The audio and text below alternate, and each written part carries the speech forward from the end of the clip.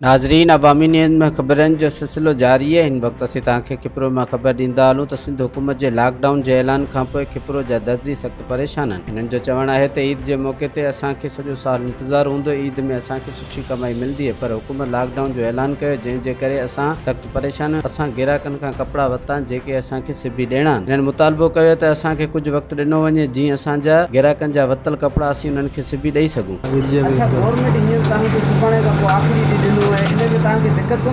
दिक्कत आहे, उनजे मसइले आहे, गवर्नमेंट के सोचणु खपे। दिक्कत थींदी, मुतालबो इहो त इहो गवर्नमेंट के मुतालबो ईद ताईं रिलीज़ रही वञे। बिल्कुल धंधे ते असर थी सके तो असां अपील था कयूं गवर्नमेंट के त असांखे सिर्फ़ु 2-3 ॾींहंनि जी मोहलत ॾे, असांखे खोलण जी इजाज़त ॾे। असीं दर्जी माण्हू, असांखे लाज़मी दुकान खां सवाइ असांजो को गुज़ारो कोन आहे। असांजो इन ते जान आहे। असांजे मसवाड़, लेट जो बिल आहे, घर जो किरायो आहे, घर जा ख़र्चा आहिनि, लाज़मी असीं 12 महीना तरसंदा आहियूं।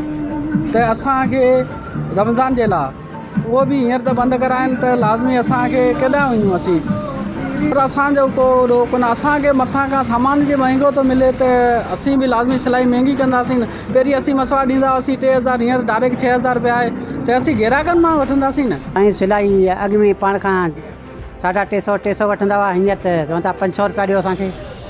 चवनि था त बाबा हींअर महांगाई दौर आहे, उनजे करे असांजो बि ज़रूरु ख़र्चो वधीक थो अचे, उनजे करे गवर्नमेंट खे चवनि था की बाबा ही रमज़ान ईद ताईं भले खुलिया पिया हुजनि दुकान, पोइ भले बंदि कनि, पोइ असीं मशीनूं केॾा खणी वेंदासीं। हीअं लाइट जो बि मसइलो हले, लाइट घड़ी अचे पई घड़ी वञे पई, न त मशीनूं घर खणी वेंदासीं, ॿियो छा कंदासीं। सर रूज ते आहे, पंहिंजे जाइ ते महांगाई, पर असांखे जो मजबूरी कमु असांखे कोन थो करणु ॾिए, असांखे टाइम कोन थो मिले। माण्हुनि जा कमु रमज़ान खां पहिरीं जो छॾियल उहो हाणे कमु करण बाद तव्हां वरितो छो, हाणे असां वठी वेठा आहियूं। असांखे इहो मजबूरी आहे त असांखे ॾियणो आहे, कचो कपिड़ो खणनि कोन था, चए बाबा ईद आहे, असां घर में ईद कंदासीं, किरोना आहे त पंहिंजी जाइ ते आहे। इहो मसइलो लॻो पियो, इहो मसइलो असांजो हल कोन थिए। मज़ीद खबरों और तफसीलात के लिए विजिट करें हमारी वेबसाइट www.awamiNewsHD.com।